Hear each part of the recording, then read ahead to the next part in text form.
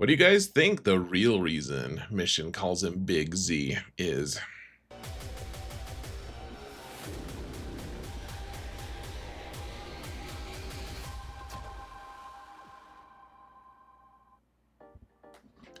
It's obviously because it's a proper noun and it needs to start with a capital letter. Obviously. Also, why is it Big Z when they all use Orabesh? They don't use our letter system. Anyways, Zaalbar just got a new Omicron and it looks really spicy, guys. It's GAC and they haven't done this. They haven't added a legacy Omicron, like an Omicron to a legacy character, since Poggle in, I think it was March of 2023. So it's been like 2 years since I've added a random Omicron. They've continued to add Omicrons to every new non-Galactic Legend character they've added to the game, but otherwise they have not done that. They haven't added random new ones to the game for like 2 years. So this is a pretty big deal, and it's pretty good too. It looks really good. So let's jump into the game and we can look at it, shall we? It'll be pure madness. Well, you'll see. Whoa, we're in the game. Madness. Wow. So there's 3 different places we might be using Zaalbar. First, I know that people don't love me to read kits. Well, they don't love anyone to read kits, but we do need, for context here, folks, to look at his new text, and you see it. I've already applied it. I'm crazy.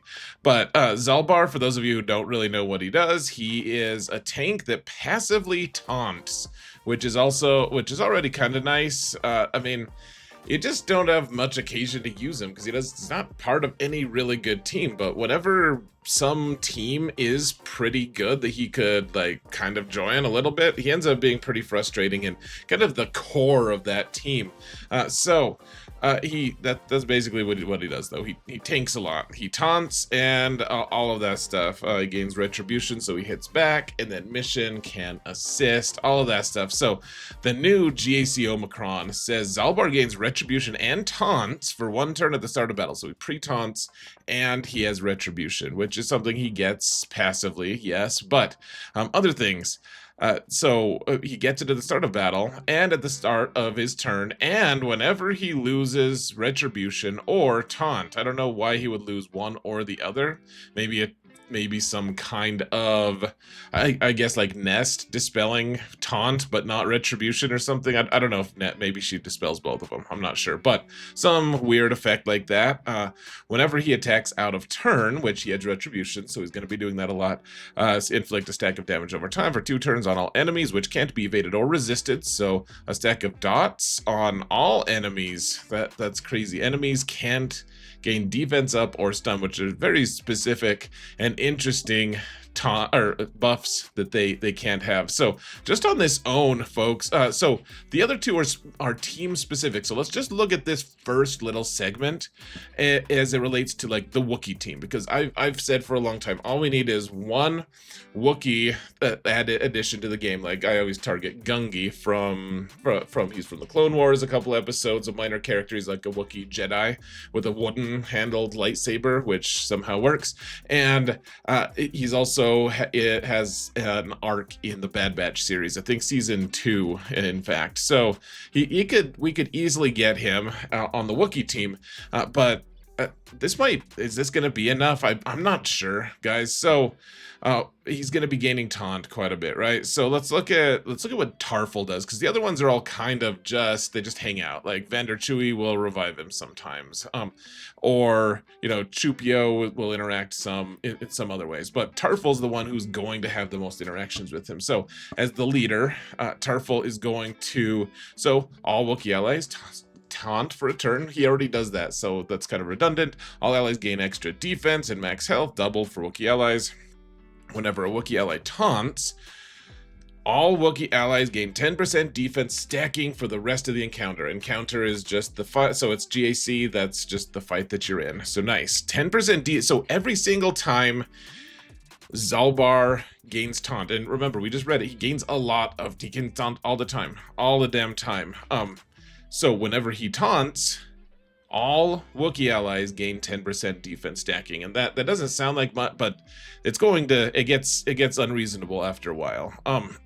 When taunt expires, all Wookiees recover 25% health. And remember, it's only for one turn that he gets his taunt. So that taunt is going to expire quite a bit. It just comes back. It won't look like it expired, but it will.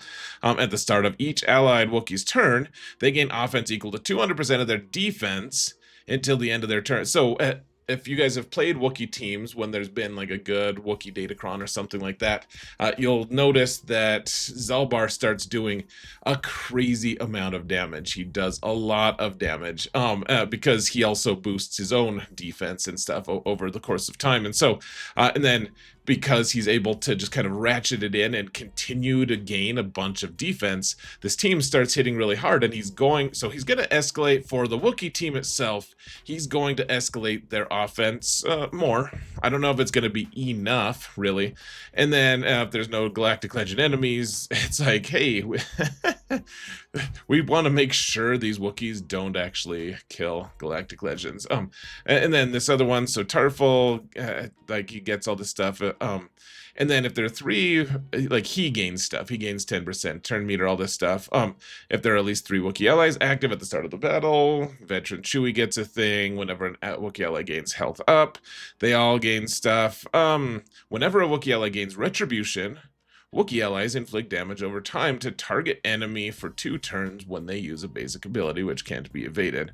So whenever a Wookiee ally, which means basically when Zaalbar gets retribution, he's going to be putting dots on people all the time. Whenever an enemy attacks out of turn, everyone gains 25 speed for 1 turn, which you can't really measure that much. So, and then he does other cool things. He gives them tenacity up. He calls them to assist. They do some cool stuff. Ally tanks taunt for 2 turns, all this stuff. So cool. It seems like a nice little boost. I don't think that's going to be enough to turn it into a Wookiee meta, guys. I wish it would. I really do wish it would. I kind of think this isn't structured to do that, but eventually it gives us a space to hope for something once they do it, if they ever do release a Jedi Wookiee or some other kind of Wookiee that's transcended and awesome.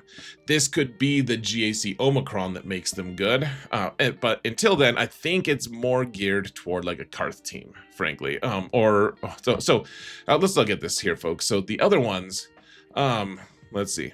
Oh yeah, so this is why you get so much damage, by the way, on Zaalbar, because with the Wookiee team, because he turns all that defense into one big hit.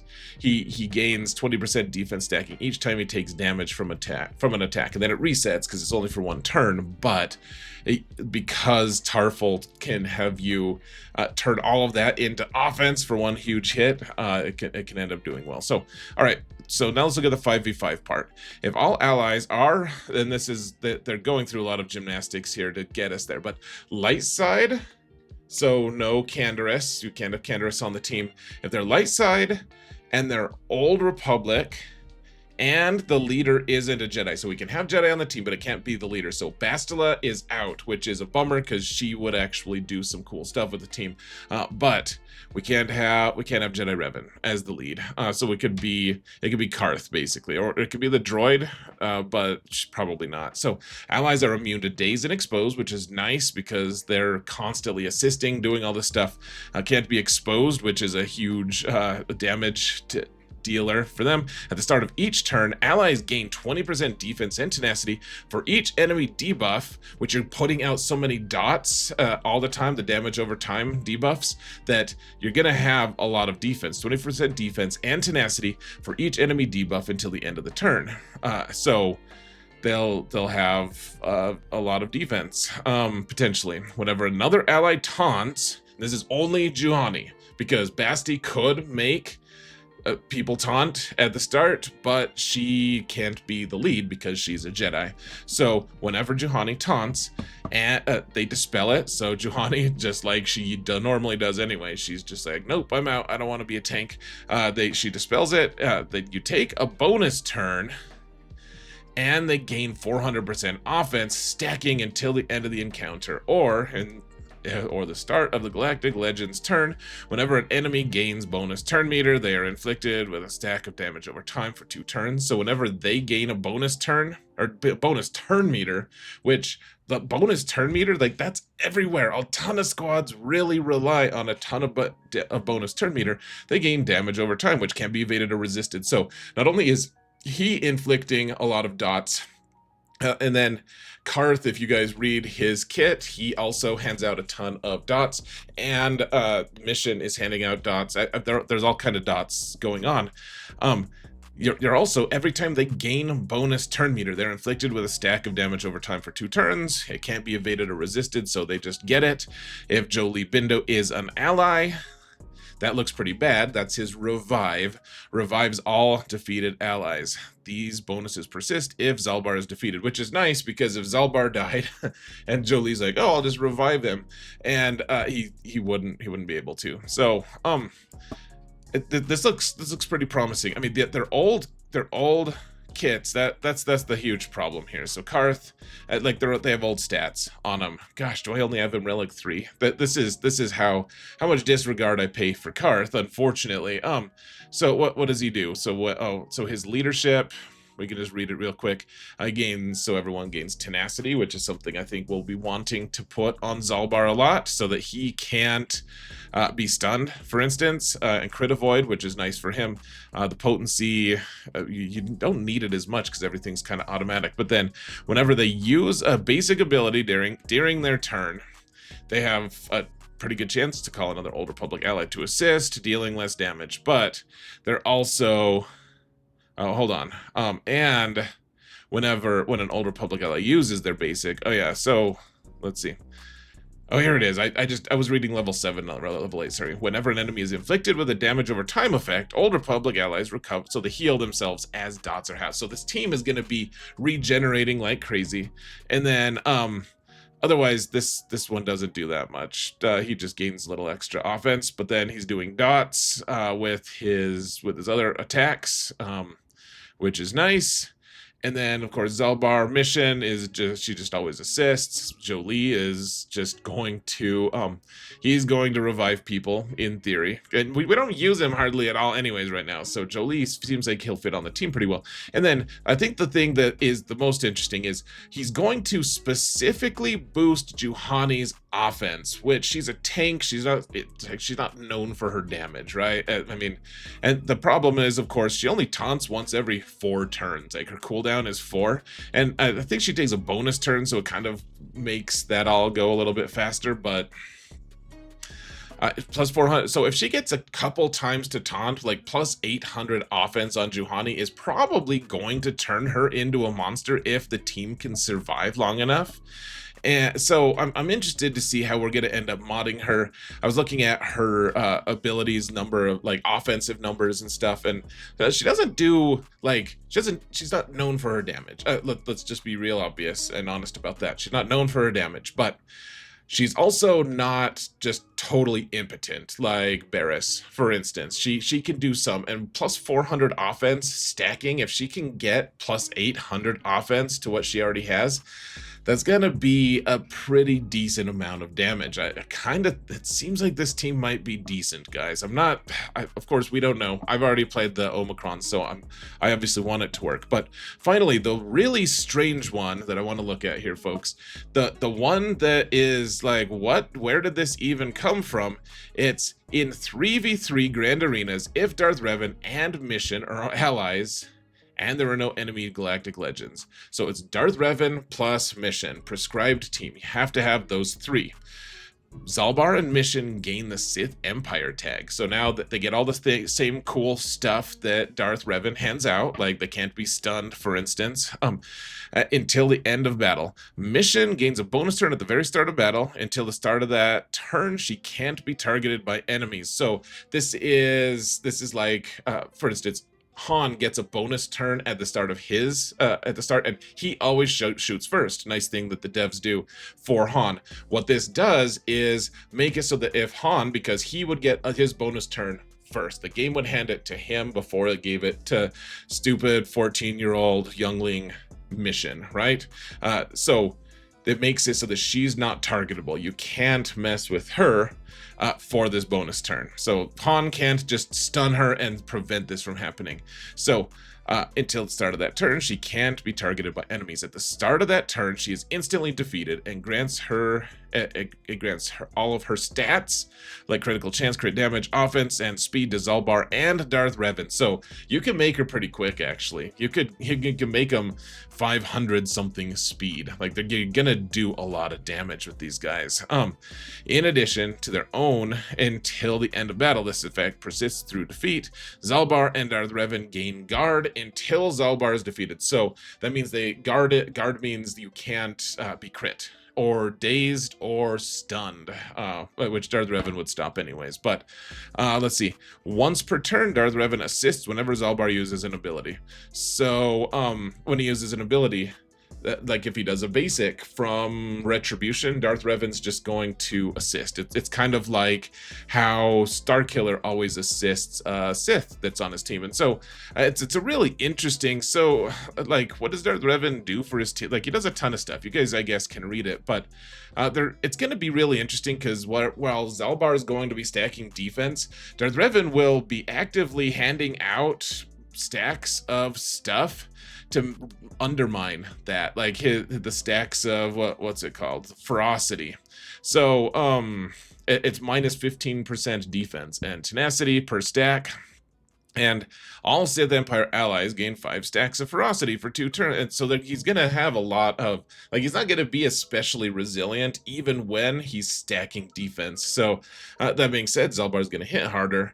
I'm very curious to see how this goes. People are going to throw it on defense in GAC, and we'll see if, like right now, there's a big debate. Does Wampa still kill this team? Because otherwise, Wampa does beat a lot of Darth Revan teams that don't have Malak or Malgus on them. And so, like, a lot of times, it's like a trap. You put Darth Revan with Basti, and Wampa just cleans it up in 3v3. I don't know if that's going to happen here. The thing I do know is it's going to be 2-shot fairly easily, because whereas these stats are really strong, like mission, if they're going to incentivize you to put Relic 9 on mission just to hand those stats to Zaalbar and Revan.